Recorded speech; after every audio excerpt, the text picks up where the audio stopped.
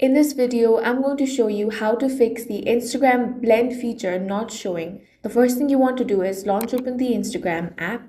Now pick a friend and start sending them a few reels in the chat. This is important because the blend feature often appears only after Instagram detects that you regularly share content with that friend. After a bit of activity, you will see the blend option show up at the top right of your chat.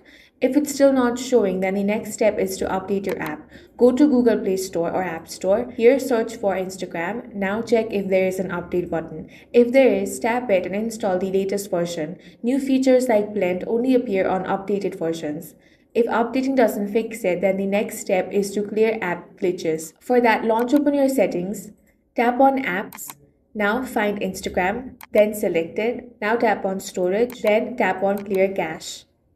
You can also uninstall the app and reinstall it and check.